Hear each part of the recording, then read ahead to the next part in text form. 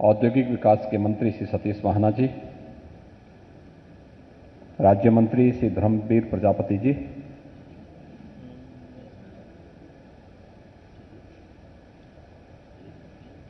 Digital संचार आयोग के सदस्य श्री के मित्तल जी, प्रदेश सरकार के मुख्य सचिव श्री आर के तिवारी जी, अपर मुख्य सचिव औद्योगिक विकास श्री अरविंद कुमार जी,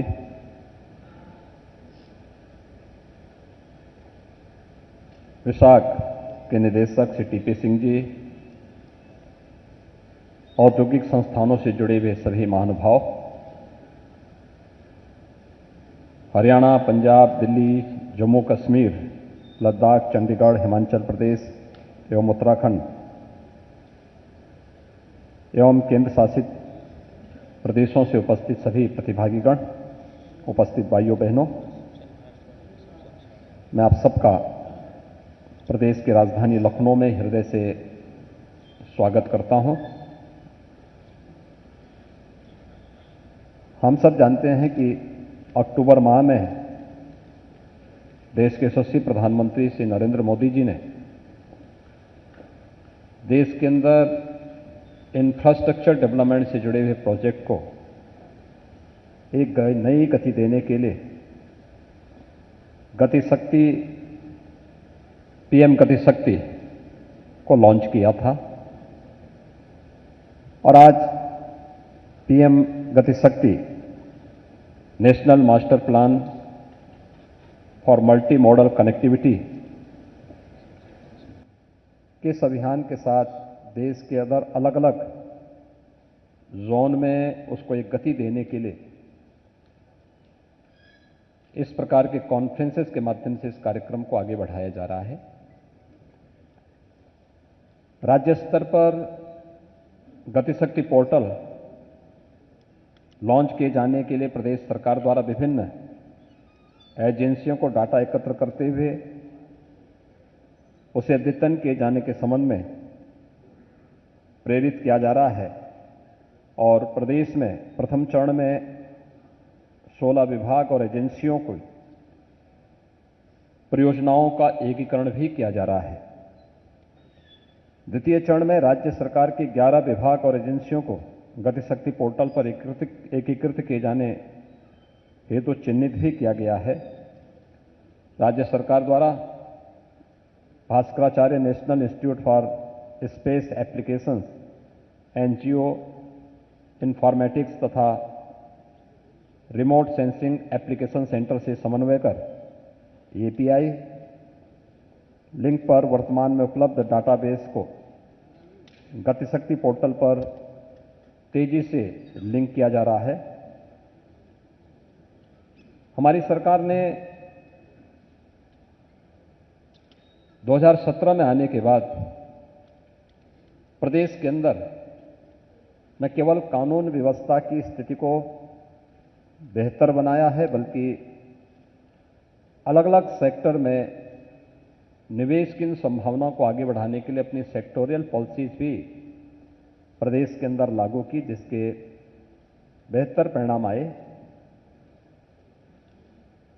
प्रधानमंत्री जी की मंशा के अनुरूप उनके मार्गदर्शन में, उनकी प्रेरणा से प्रदेश में अधिक से अधिक निवेश आए, इसके लिए तमाम प्रकार के रिफॉर्म भी प्रदेश सरकार ने किए। आज इसका परिणाम है कि 2015-16 में Uttar Pradesh ease of doing business में 14वें स्थान पर था और आज मुझे बताते हुए प्रसन्नता है कि समयबद्ध ढंग से किए गए प्रयासों का परिणाम है कि ईज ऑफ डूइंग बिजनेस में उत्तर प्रदेश नंबर 2 स्थान पर देश के अंदर वर्तमान में है। उत्तर प्रदेश आज देश की एक बड़ी अर्थव्यवस्था के रूप में आगे बढ़ रहा है। मुझे याद है जब 2017 में हमारी सरकार आई थी, तब राज्य का कुल बजट, वार्षिक बजट मात्र 2 लाख करोड़ रुपए का था और मुझे स्वयं इस चीज को लेकर के कि इतनी बड़ी आबादी के राज्य में 2 लाख करोड़ रुपए से हम यहाँ पर किन अवस्थापना सुविधाओं का विकास कर पाएंगे, गरीब कल्याणकारी कौन सी योजनाओं को आगे बढ़ा पाएंगे। हमने प्रदेश के रिसोर्सेस को बढ़ाए, यहाँ के राजस्व को बढ़ाने में और फिर प्रदेश के अन्य कार्यक्रमों को आगे बढ़ाने का कार्य किया। प्रदेश की बेहतर कानून व्यवस्था ने इसमें एक बड़ा योगदान दिया। विगत 4.5 पौने 5 वर्ष के अंदर उत्तर प्रदेश में एक भी दंगा न होना, उत्तर प्रदेश के अंदर चल रही तमाम उस प्रकार की विसंगतियों को, जो उत्तर प्रदेश के विकास में और उत्तर प्रदेश में निवेश में सबसे बड़ी बाधा थी, उसे एक समयबद्ध तरीके से हम लोगों ने प्रदेश से दूर करते हुए निवेश के लिए निवेश मित्र पोर्टल गठित किया।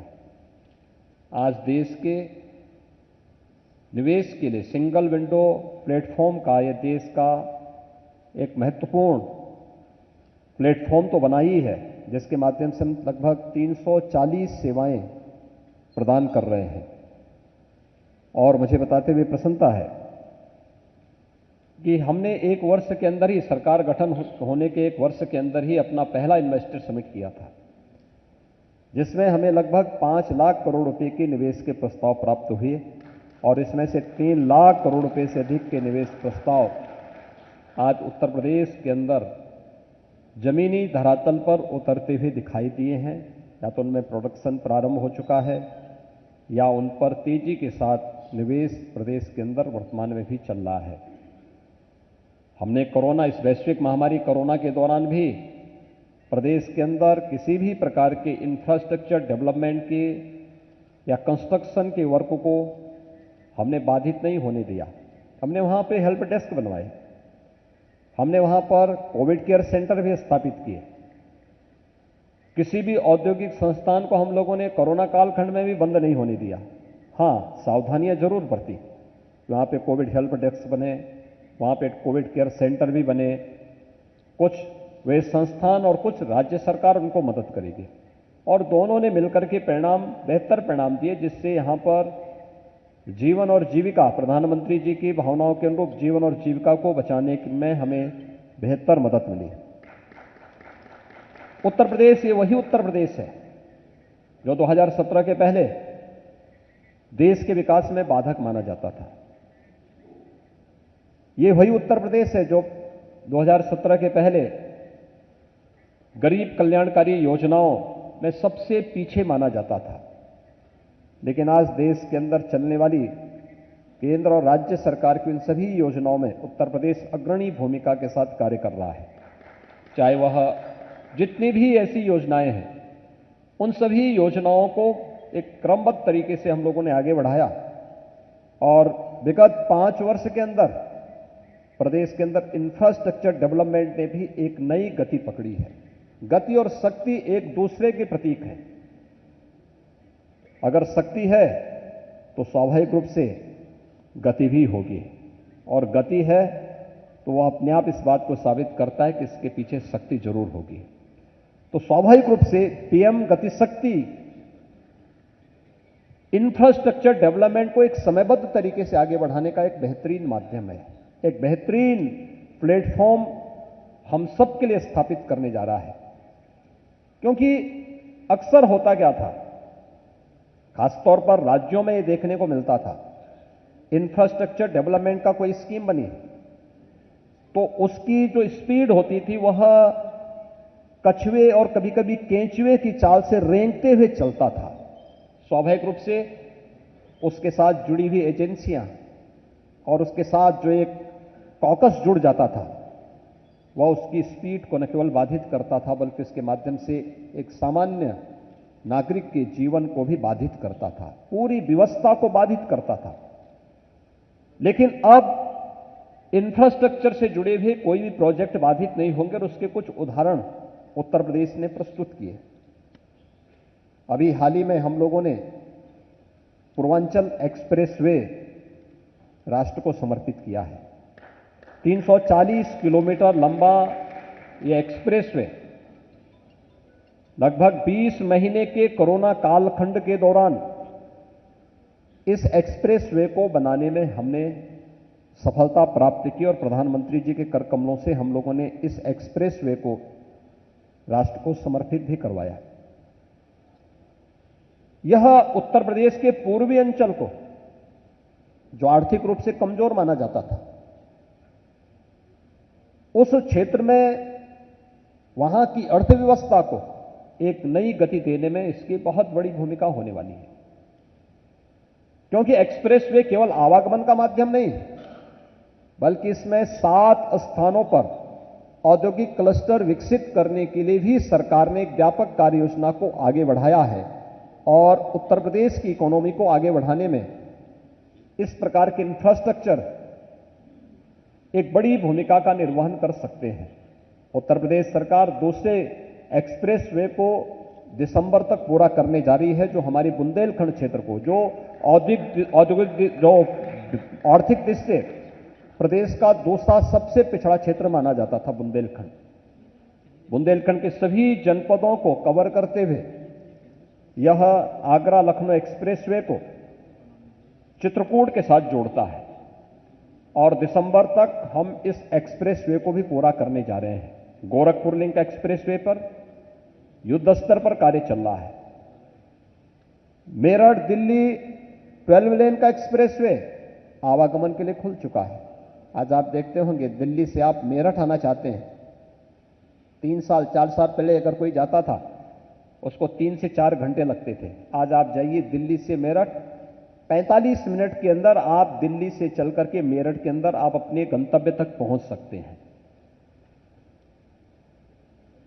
गंगा एक्सप्रेसवे, जो देश का सबसे बड़ा एक्सप्रेसवे बनने जा रहा है, 96% भूमि का अधिग्रहण हम लोग कर चुके हैं और इसी महीने प्रधानमंत्री जी के कर कमलों से हम इस एक्सप्रेसवे का शिलान्यास भी कराने जा रहे हैं।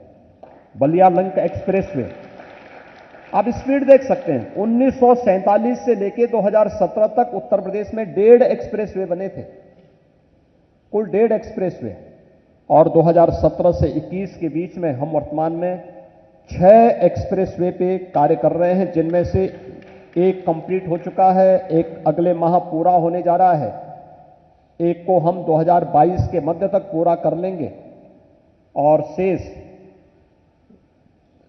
दिल्ली मेरठ एक्सप्रेसवे पूरा हो चुका है और शेष एक्सप्रेसवे पर भी युद्ध स्तर पर कार्य चल रहे हैं, जिनमें से 5 को राज्य सरकार अपने रिसोर्सेज से बना रही है और एक पर भारत सरकार ने योगदान दिया है। एयर कनेक्टिविटी, यह वही उत्तर प्रदेश है। 24 से 25 करोड़ की आबादी के लिए हमारे प्रदेश में केवल 2 एयरपोर्ट फंक्शनल थे, एक लखनऊ का और एक वाराणसी का। आज हमारे पास पिछले 5 वर्ष के दौरान हमने 9 एयरपोर्ट फंक्शनल किए हैं। इससे पहले 2017 तक प्रदेश के अंदर जो 2 एयरपोर्ट फंक्शनल थे, केवल 25 गंतव्य स्थलों तक उत्तर प्रदेश की कनेक्टिविटी थी। आज हम 80 से अधिक स्थलों पर, देश और दुनिया के 80 से अधिक स्थलों पर एयर कनेक्टिविटी से उत्तर प्रदेश जुड़ा हुआ है। 11 एयरपोर्ट पर वर्तमान पे हमारे कार्य चल रहे हैं, जिन क्षेत्रों में कोई सोचता नहीं था। हम चित्रकूट में भी एयरपोर्ट बना रहे हैं, ललितपुर में एयरपोर्ट बन रहा है, सोनभद्र में हमारा एयरपोर्ट बन रहा है। इस आजमगढ़ के नाम से लोग भयभीत होते थे, वहां पे हमारा पूर्वांचल एक्सप्रेस उसी के बीच से होते हुए जा रहा है और वहां पर हमारा एक एयरपोर्ट बन रहा है। सहारनपुर में एयरपोर्ट का कार्य युद्ध स्तर पर चल रहा है। अलीगढ़, मुरादाबाद, श्रावस्ती, यानी 11 स्थलों पर हमारे नए एयरपोर्ट वर्तमान में बन रहे हैं और आप देखेंगे 2023 तक उत्तर प्रदेश देश का पहला राज्य होगा जिसके पास 5 इंटरनेशनल एयरपोर्ट होंगे। कुशीनगर इंटरनेशनल एयरपोर्ट प्रधानमंत्री जी ने 20 अक्टूबर को देश को समर्पित किया है, वहां पर वायु सेवा प्रारंभ हो चुकी है। मेट्रो, आज प्रदेश के 4 नगर मेट्रो की सेवा से जुड़ चुके हैं। दिसंबर माह में हम कानपुर की मेट्रो भी प्रारंभ करने जा रहे हैं।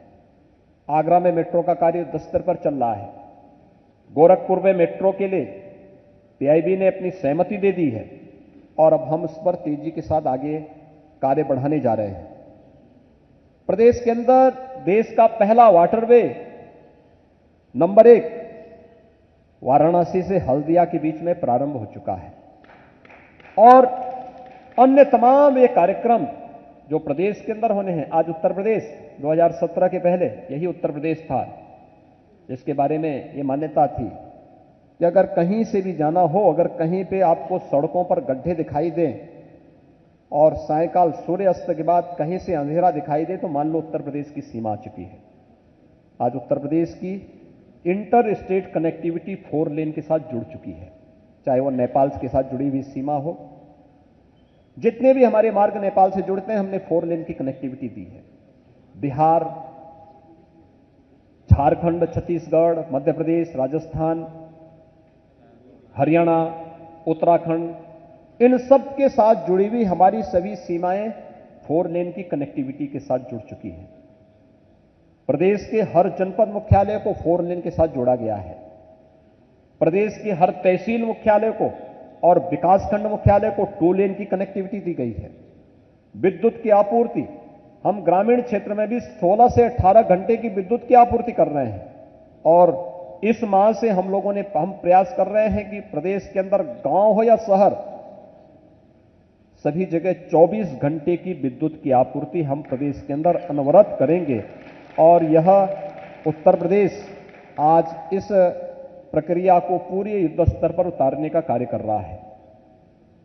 प्रदेश के अंदर भारत सरकार के सहयोग से तमाम बड़े बड़े कार्य हो रहे हैं।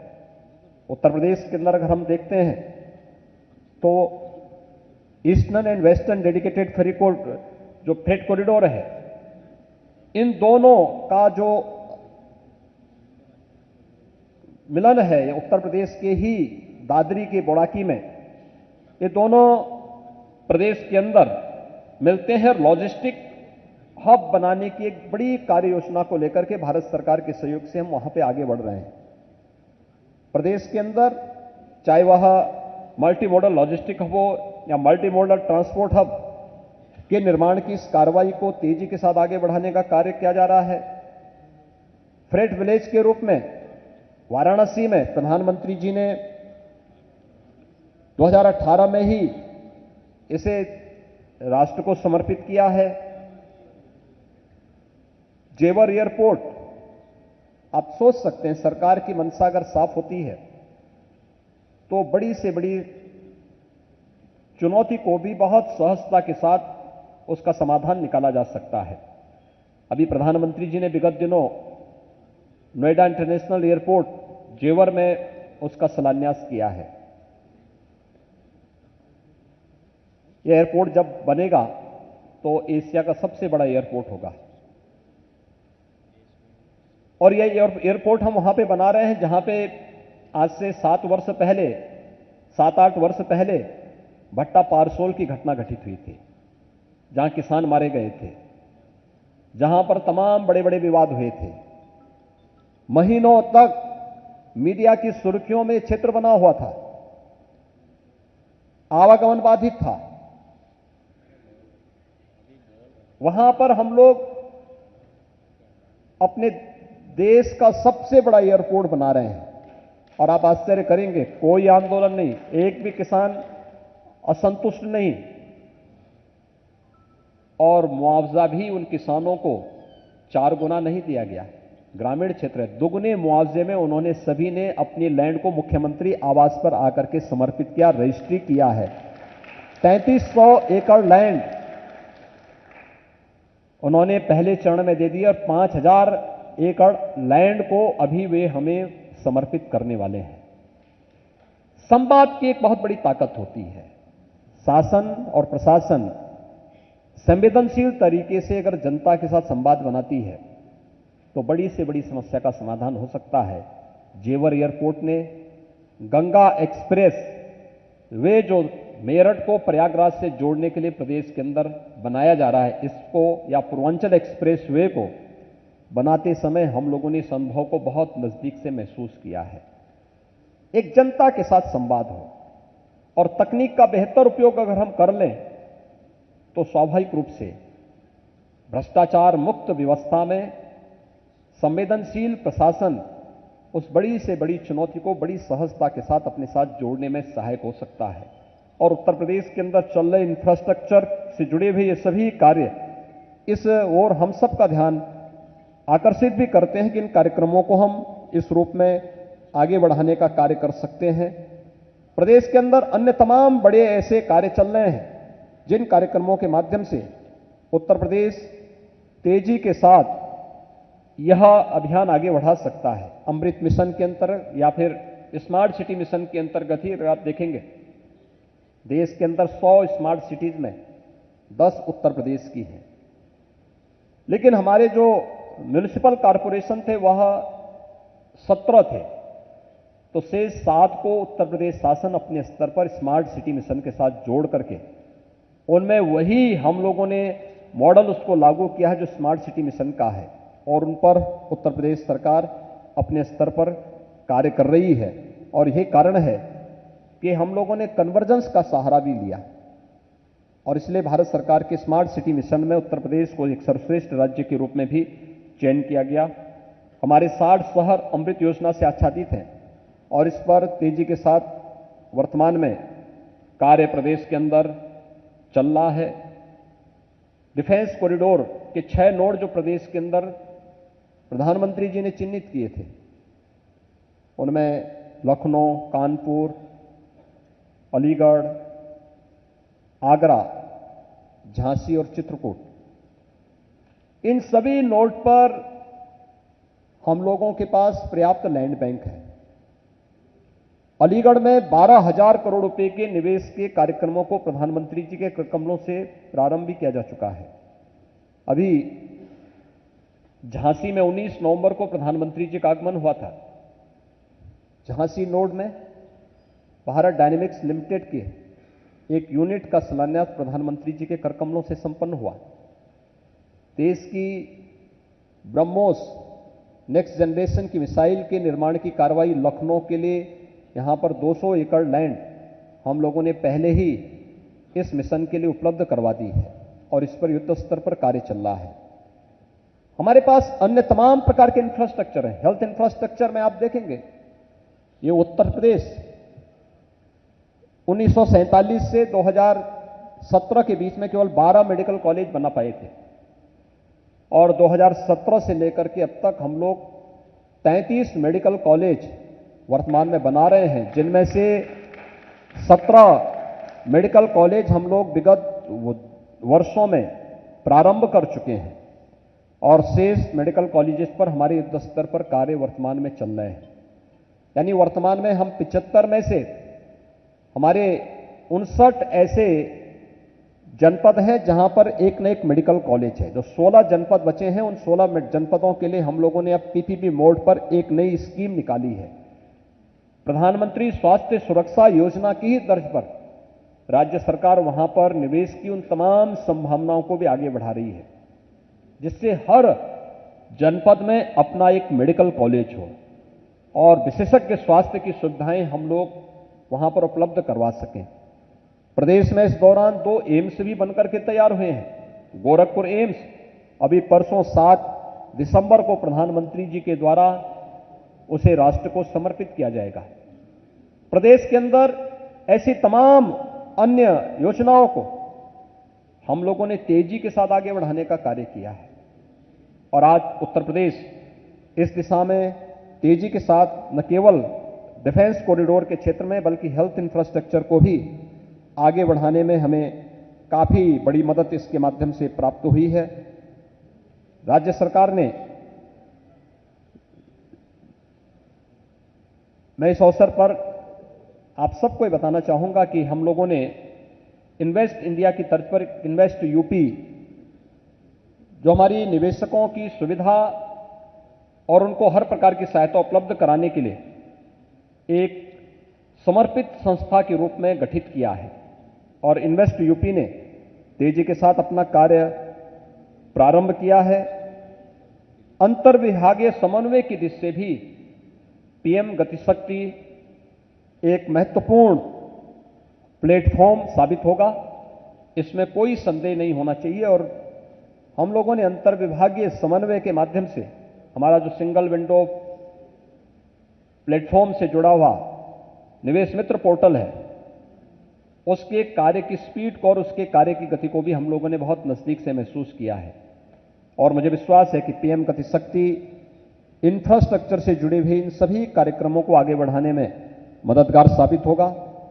एक बार फिर से मैं आज यहां पर नॉर्दर्न पीएम गति शक्ति नॉर्दर्न जोन कॉन्फ्रेंस के इस कार्यक्रम में अपने योग्य मार्गदर्शन के लिए माननीय अश्विनी वैष्णव जी का, श्री देवू सिंह चौहान जी का हृदय से धन्यवाद देता हूं। और आप सभी महानुभावों का मैं एक बार फिर से प्रदेश की राजधानी लखनऊ में आगमन पर हृदय से स्वागत करता हूं और विश्वास करता हूं कि आप सब अपने अनुभव का लाभ और प्रदेश शासन को इस दिशा में क्या कुछ प्रयास करने हैं, इन सभी को आपस में अपने अपने प्रेजेंटेशन के माध्यम से हम पर उपलब्ध कराएंगे। हमें आप सबके अमूल्य सुझाव का हम स्वागत करेंगे और मुझे विश्वास है कि हम मिलकर के प्रधानमंत्री जी की मंशा के अनुरूप भारत को दुनिया की सबसे बड़ी अर्थव्यवस्था के रूप में आगे बढ़ाने में हम सभी राज्य मिलकर के भी उसमें अपना अपना योगदान देंगे। आप सबके प्रति मेरी शुभकामनाएं। धन्यवाद। जय हिंद।